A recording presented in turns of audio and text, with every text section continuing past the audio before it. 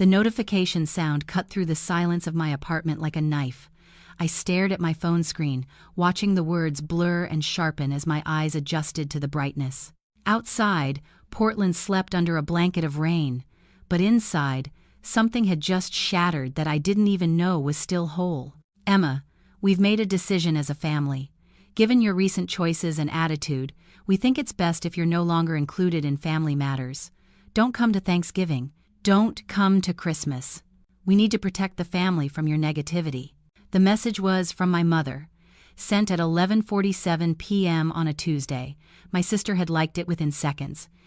I sat there on my couch, still wearing my scrubs from my shift at the hospital. My feet ached, my back ached, but nothing ached quite like the realization that I'd been waiting for this moment without knowing it. The moment when they'd finally say out loud what they'd been showing me for years. I wasn't gathering evidence. I was collecting my dignity. You see, my crime wasn't something dramatic. I hadn't stolen, hadn't lied, hadn't caused some explosive fight. My crime was simpler and apparently unforgivable. 3 weeks earlier, I'd said no. My brother's wedding was planned for June. Big, expensive, the kind of event that takes over your entire life for months. And somehow, without anyone actually asking me, it had been decided that I would be planning the bridal shower, not helping to plan it, planning it, hosting it, paying for it, for 40 people. When my sister called to confirm the date I'd chosen, I'd said something I hadn't said in 28 years of being the family's built-in helper. I'm sorry, but I can't take that on right now. I'm working 60-hour weeks and I'm studying for my nurse practitioner certification. Maybe someone else could host it? The silence on the phone had been arctic.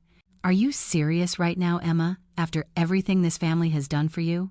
That phrase that had ruled my entire life. Everything this family has done for you. As if love was a ledger. As if being born into this family meant I'd signed a contract in blood. I'd tried to explain, offered to contribute financially or help with setup, but that wasn't enough. It was never about the shower. It was about the audacity of my refusal. The breaking of an unspoken rule. Now, sitting in my dark apartment with my mother's message glowing on my screen, I understood. I'd been allowed in the family under conditions. Conditions I'd never agreed to but had always followed. Until I didn't. I took a screenshot. Then I did something that surprised even me. I didn't cry. I didn't call anyone. I didn't type out a long, emotional response explaining my side. I simply replied, "Understood. Thank you for clarifying where I stand." Then I turned off my phone and went to bed. The thing about being the family helper is that you become invisible in a specific way. People see what you do, but they don't see you. They don't know what you need, what you want, what you dream about. They just know you're there when they need something. What they didn't know was that I'd been documenting things, not intentionally at first, but I had texts, emails, a whole digital history of one-sided relationships. "Can you watch the kids this Saturday? We really need a break. Mom needs someone to take her to her appointments this month. You're the only one with a flexible schedule. I worked night shifts. Can you help me move? I know you're off on Sundays." Always phrased as questions, but never really questions. And I'd said yes, every time, because that's what good daughters, good sisters, good aunts do, right? The morning after my mother's message, I woke up to 17 new texts and 6 missed calls. I made coffee first, sat by the window and watched the rain, let my phone buzz and buzz and buzz. Finally, I looked. My sister, "Mom's really hurt. Don't you think you're being dramatic?" My brother, "Come on, Em, you know how Mom gets. Just apologize and this will blow over." My aunt, "I raised you better than this. Call your mother." My cousin, "What did you do? Everyone's talking about you." And finally, my mother, "I'm waiting for your apology." I set the phone down, took a sip of coffee. The city was waking up outside, people heading to work, living their lives, completely unaware that mine had just split into before and after. I picked up my phone again and opened a new text to my mother. "I have nothing to apologize for. You've made your decision clear, and I respect it. I'll be removing myself from all family obligations effective immediately. This includes babysitting, errand running, event planning, and emergency contact responsibilities. I wish you all well. Then I went to my emergency contact forms at the hospital and changed them. Removed my mother, my sister, my brother. Added my best friend Sarah and my colleague Marcus. I blocked my family on social media, not dramatically, just quietly, one by one. By 9 a.m., my phone was ringing again. This time it was my brother. I answered. Emma, what the hell? Mom is freaking out. What do you mean you're removing yourself from family obligations? Exactly what I said. But who's gonna watch Mom's dog when she goes to Arizona next month? There it was. Not we miss you or we were wrong, just the immediate panic about inconvenience. I don't know, but it won't be me. You told me I was no longer included in family matters. I'm simply honoring that decision. You're being petty. I'm being consistent. You can't uninvite someone from the family and still expect them to do all the family labor. It's just a dog, Emma. Don't be childish. I hung up. The calls kept coming. I didn't answer. Instead, I did something I'd been putting off for years. I went to therapy. Dr. Chen's office was small and warm, filled with plants and soft lighting. She didn't look surprised when I told her my story. It sounds like you've been in a pattern of codependency with your family, she said gently. You provide, they take, and the relationship only functions when you stay in that role. But they're my family. Yes, and family can be our greatest source of pain when love becomes conditional. That word, conditional. It rang through me like a bell. The weekend came. Saturday was my nephew's soccer game. I'd been to every single one since he started playing at age 5. He was 8 now. I didn't go. Instead, I drove to the coast, stood on Cannon Beach and let the wind tear through me, watched the waves crash against Haystack Rock, felt the absence of my phone buzzing in my pocket. I'd turned it off. When I turned it back on Sunday evening, there were 43 new messages. Most were angry. Some were confused. A few were from my nephew's number but written by my sister. You missed his game. He asked where Aunt Emma was. How do I explain that you don't care about him anymore? That one hurt, I won't lie. But I knew the game, making me the villain to a child who didn't understand adult dysfunction, using his innocent love as a weapon. I didn't respond. Monday at the hospital, I felt lighter. Like I'd put down a backpack full of rocks I'd been carrying so long I'd forgotten it was there. My coworkers noticed. You seem different, Marcus said during our break. Good different. I think I just quit a job I didn't know I had, I told him. He laughed but understood. 2 weeks passed. The messages slowed down, then stopped. I imagined them finding other solutions. Maybe my brother's wife took the dog.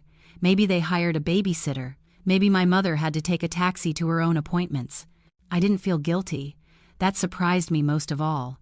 I kept waiting for the guilt to come, but instead there was just this quiet peace. Then came the message I'd been expecting. It was from my father. He'd been silent through all of this, which wasn't unusual. He'd always let my mother run the family dynamics. Emma, your mother's birthday is coming up. We're having dinner at the Heathman. 6 p.m. next Saturday. You should come. Let's put this behind us. Not an apology, not an acknowledgement, just an expectation that I'd fall back in line because enough time had passed. I waited a day before responding, wanted to make sure my answer came from a clear place. Thank you for the invitation, but I'll pass. Mom made it clear I wasn't part of the family anymore.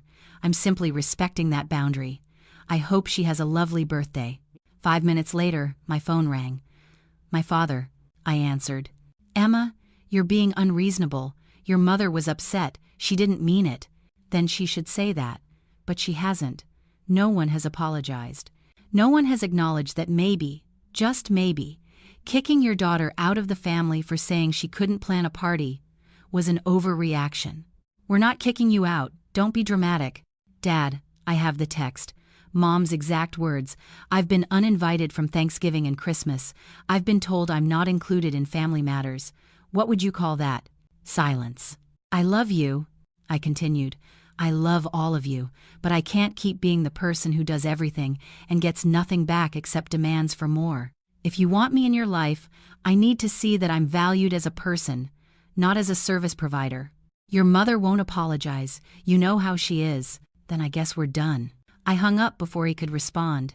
That night, I made dinner for one. Pasta with the expensive sauce I usually saved for special occasions, poured a glass of wine, put on music I liked, not the family-friendly stuff I always defaulted to in case someone dropped by. I lived alone. I could do what I wanted. The thought was revolutionary. The following week, I saw my mother in the grocery store. I was in the produce section, trying to decide between two types of apples when I felt her presence before I saw her. She stood at the end of the aisle, frozen. Her cart was full. She looked older somehow, or maybe I was just seeing her clearly for the first time in a while. We made eye contact. I didn't look away, didn't smile, just nodded once, a simple acknowledgement of her existence, and went back to examining apples. She walked away. My hands were shaking as I put the apples in my cart, but I felt something else too. Power. The power of not needing to fix things. The power of letting uncomfortable moments exist without rushing to smooth them over. Sarah called that night. "Your brother came by my office today," she said. She was a real estate agent. They'd crossed paths at an open house. "What did he want?" "Asked me to talk to you. Said you're being stubborn and that the family needs you to stop being selfish." "What did you say?" "I told him that maybe the family should try needing each other equally, that friendship and family aren't supposed to be one-way streets." He didn't like that. I smiled. "Thank you." "Emma, I've watched them treat you like their personal assistant for years. I'm proud of you." Those words. I'm proud of you. When was the last time my actual family had said that? 3 weeks before Thanksgiving, I booked a flight to Hawaii. Solo trip, 5 days at a small resort on Maui. I posted one photo to my Instagram story, a sunset over the ocean. Caption, "Choosing peace." I didn't mention the holiday. Didn't need to. The responses came fast. "Sarah, you deserve this." "Marcus, that's my girl." "My yoga instructor. Beautiful. Enjoy every moment." And then, buried in the responses, my sister. "Really? You're going to Hawaii while abandoning your family on Thanksgiving?" I deleted it without responding. Thanksgiving morning, I woke up to the sound of waves. Had breakfast on my balcony. Spent the day reading a book I'd been meaning to get to for months. Went for a long walk on the beach as the sun set. My phone stayed in my room. When I checked it that evening, there was one new message. From my nephew's actual account this time, the words clearly his own. "Happy Thanksgiving, Aunt Emma. I miss you. Mommy says you're mad at us, but I don't know why. Love you." I cried then. First tears since this whole thing started, because that little boy didn't deserve to be in the middle of this. None of the kids did. I replied, "Happy Thanksgiving, buddy. I'm not mad at you. I love you very much. Maybe we can get ice cream sometime, just us. Have your mom call me if that's okay." She never called. December came. My apartment started to feel like mine instead of just the place I slept between family obligations. I decorated it the way I wanted, bought art I liked, hosted a small Christmas party for my friends. It was the best holiday season I'd had in years. On Christmas Eve, my phone rang at midnight. Unknown number. I almost didn't answer, but something made me pick up. "Emma?" My father's voice, quiet. "Don't hang up. I'm listening. Your mother's not well. She fell last week, broke her hip. She's at Providence." My stomach dropped. "Is she okay?" "She will be. Surgery went well. But Emma, she's been asking for you." There it was, the test. The moment where they'd see if I'd break, if I'd come running back because of a crisis. "I'm sorry she's hurt," I said carefully. "Which room?" He told me. "I'll send flowers," I said. "But Dad, I need you to hear me. I love Mom. But I'm not coming back into this family dynamic just because there's an emergency. If she wants to see me, if she wants to actually talk and acknowledge what happened, I'm open to that. But I won't be the daughter who shows up, does everything, and then gets dismissed again the moment the crisis is over. She's your mother. And I'm her daughter. That should mean something beyond what I can do for her."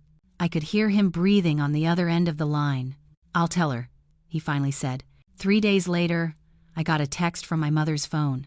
"Emma, I would like to see you. Just to talk. No pressure. Room 412. I stared at it for a long time.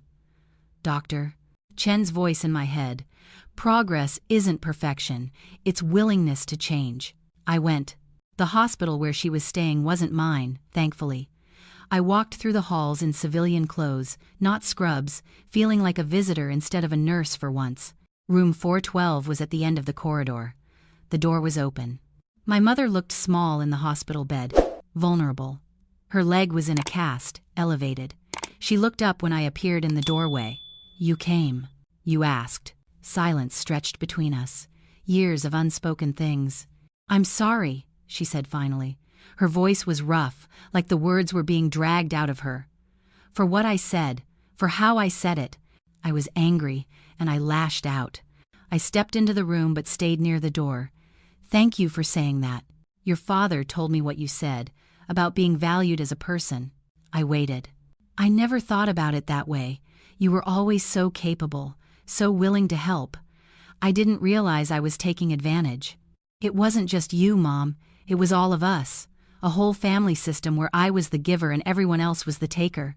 And the moment I set a boundary, I was punished for it." She looked away.